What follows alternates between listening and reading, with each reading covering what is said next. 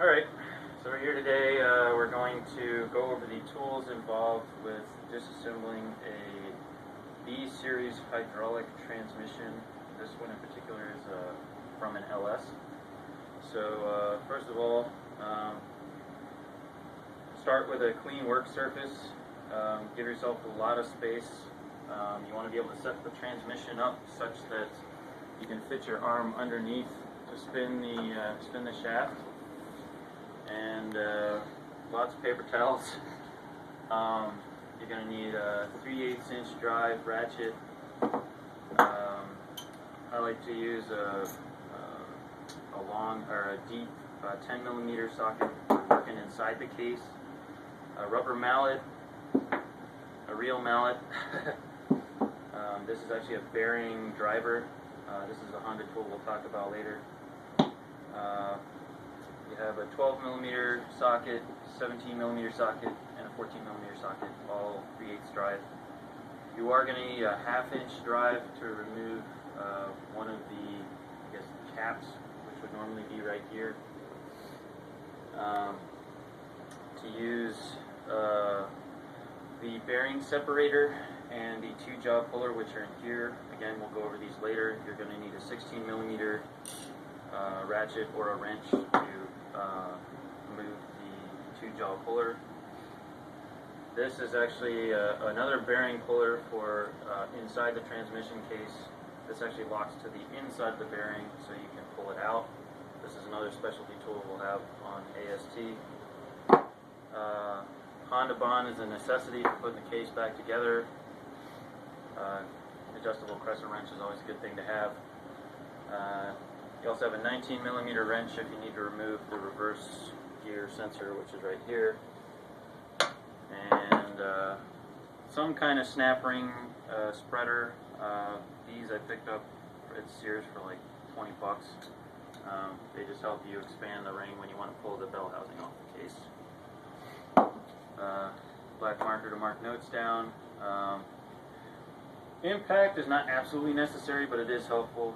You are going to need this to remove a lock nut off of one of the shafts, and it's a 32mm socket. So there we have it. We're ready to get started. Okay, so now we're going to start taking the transmission apart. Grab the deep 10mm. We're going to take this reverse idler gear out. So actually this is, there we go, loosen. So actually there's 2 bolts right here that hold this rear reverse gear selector. Just going to undo those 2 if we can. This has been a used transmission. Just pop those guys off.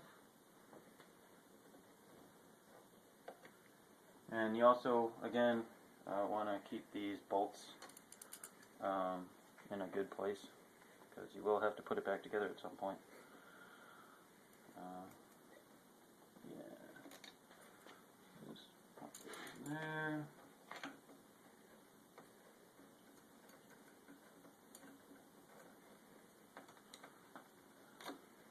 Again. This guy comes off. Set him aside. Get the reverse gear out. There's a couple ways to do it. Can sometimes just swing this out. If that gave you trouble, you can actually shift this by hand up into the gear above and pull it out. Again, you can set that aside for later. Now we go back to the other side. I'm going to pull out the selector. Probably the easiest way to do this is pull up on this guy, and he slides right out. Set him aside. Now, in theory, you should be able to pull these out. So, again, I'm going to go with where I'm comfortable. You just kind of grab it all together, the shift forks and the 2 shafts. And assuming the bearings are halfway decent, they should just pull right out. And they do. So now I gotta find a place to put them. Alright. And again, this is why I like wood, because if you drop it a little bit, it won't damage the gear set. And try not to let them roll.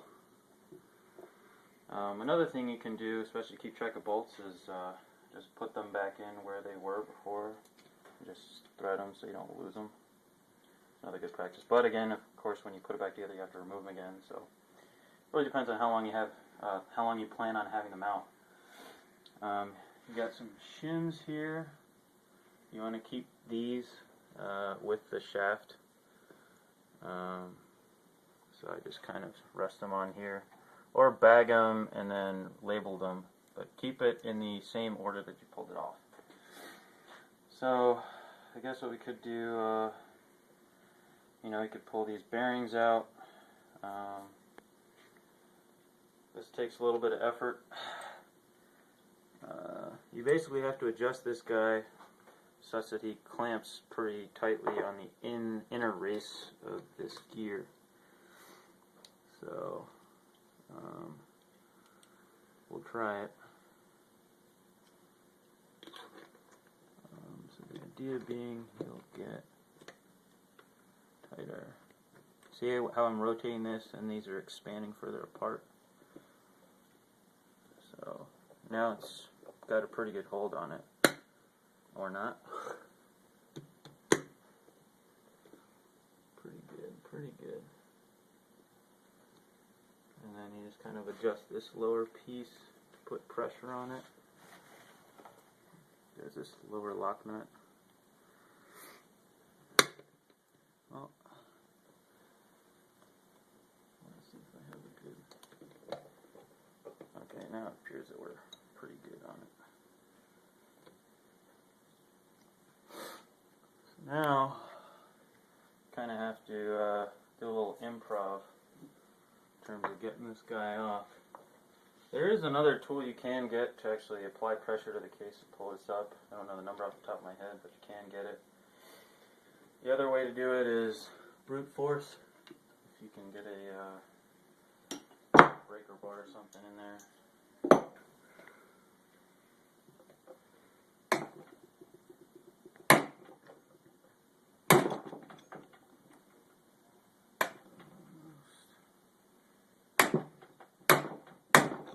There we go. You see it starting to slide up? Now you want to make sure your piece of wood is not over the bearing or else it won't come out ever. But you just kind of tap it.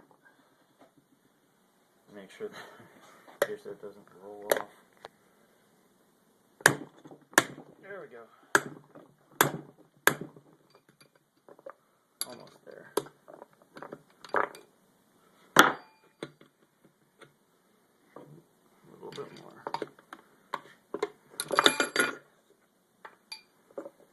Probably should have put another piece of wood back there, but that's pretty good.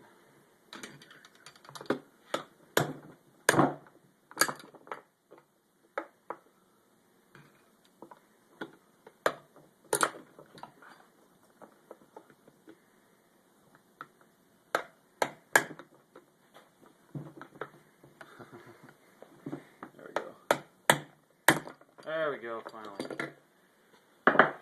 So, bearing number one out. And again, to take the bearing off, you just kind of loosen this guy back up. And he'll start sliding.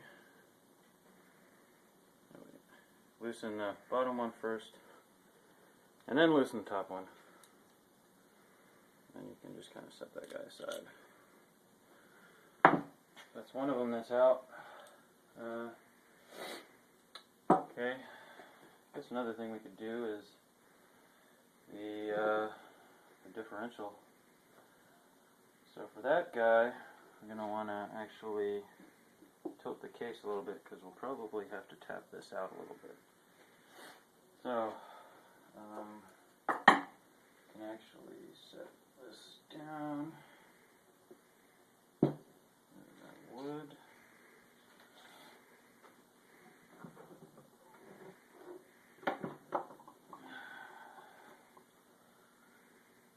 And actually, you can basically flip it over a little bit.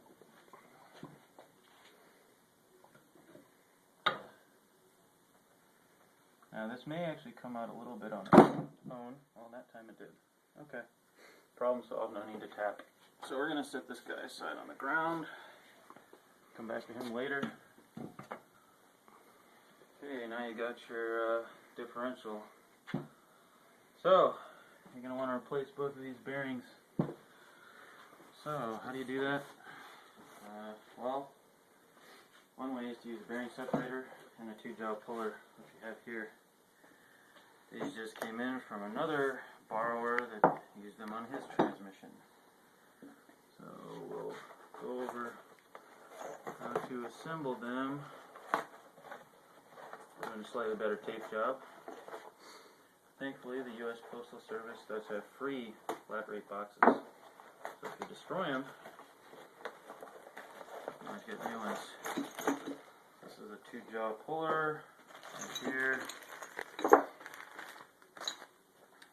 which we'll assemble. And then we also have a bearing separator. So we can get in here.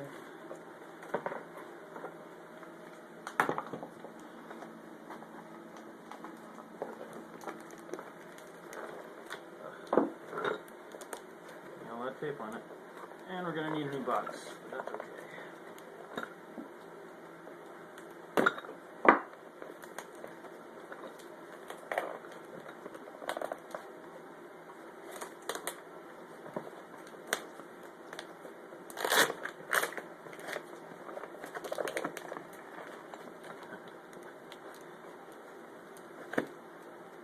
Oops.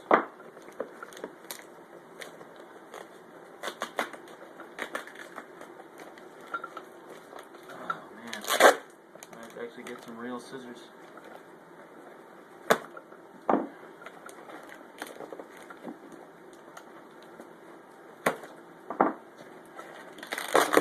we go. Alright.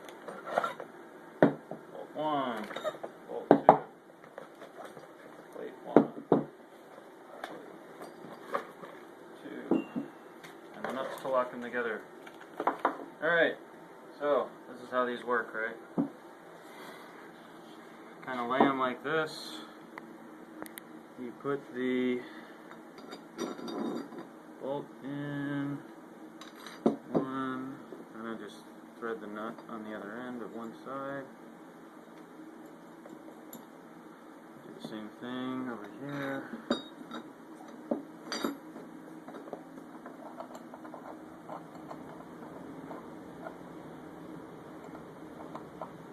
Looks like the end of the thread here got a little banged up, but looks like the still threads on it, so that's good. Essentially here you want to place it on the bearing such that it clamps it as low as possible, and essentially just kind of tighten it down. You can finger tighten it for right now. Eventually you're going to want to follow through with a crescent wrench or something to really tighten them up. And you want to try and make sure that they're even in terms of the clamping on each side.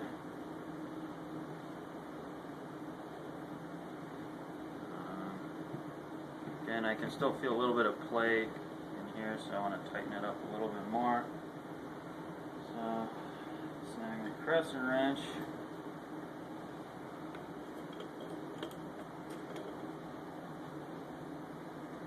Tighten it up.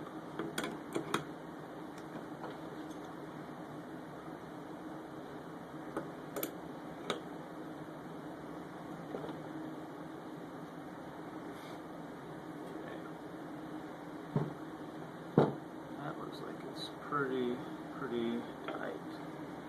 Maybe a little bit more.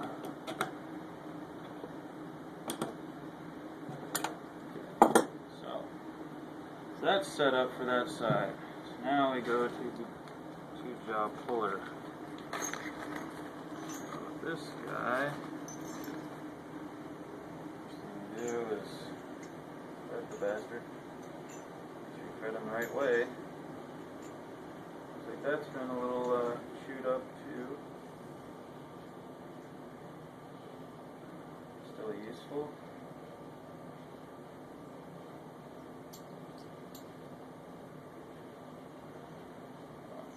little bit. Alright.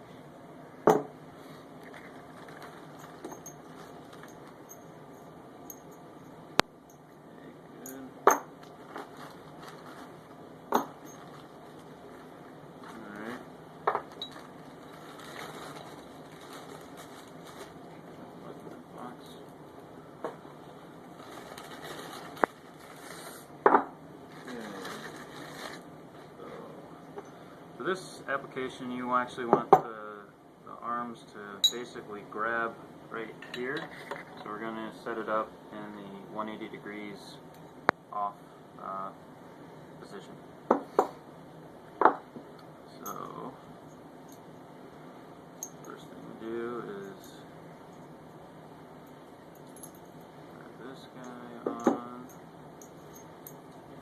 to one side.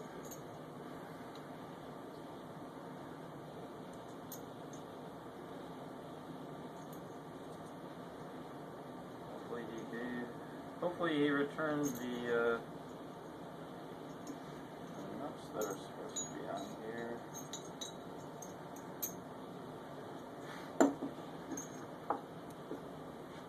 Looks like I'm missing some, but I might be able to make it work.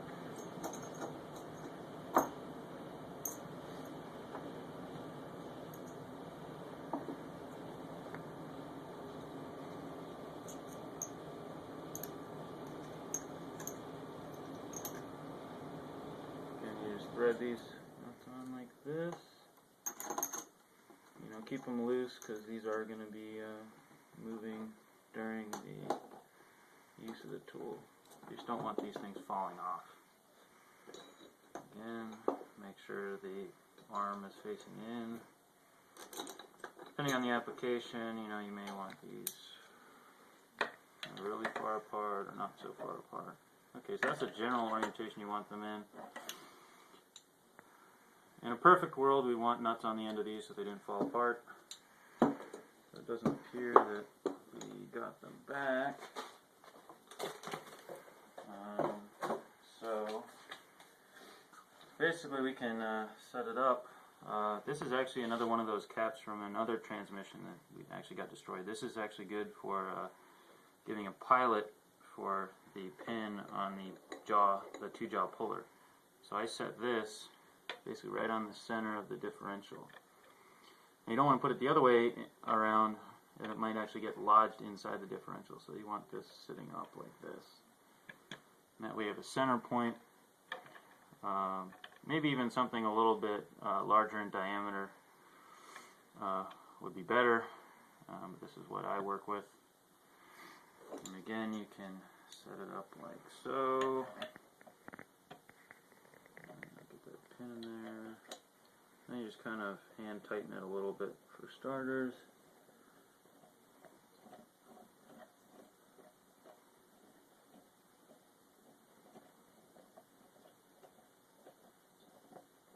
If at all possible, you want to try and line up the arms so that they're even on both sides.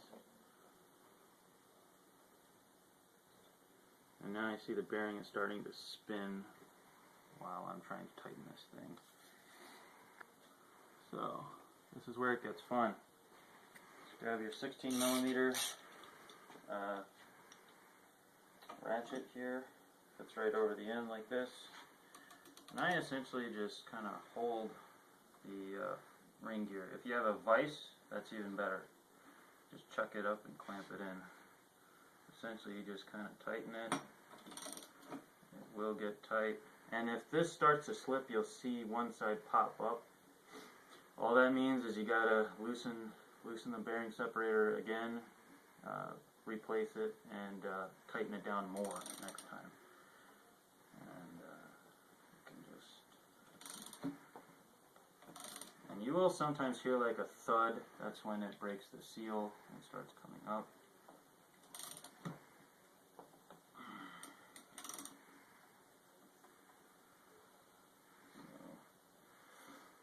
Does take a decent amount of time loosening these up. Okay. Now see how I lost my balance a little bit? looks like this one side did actually give way, popped up. So I got to loosen it up again and redo the separator. Just want to be careful of that. Don't go nuts until you're sure that the clamps are really tight.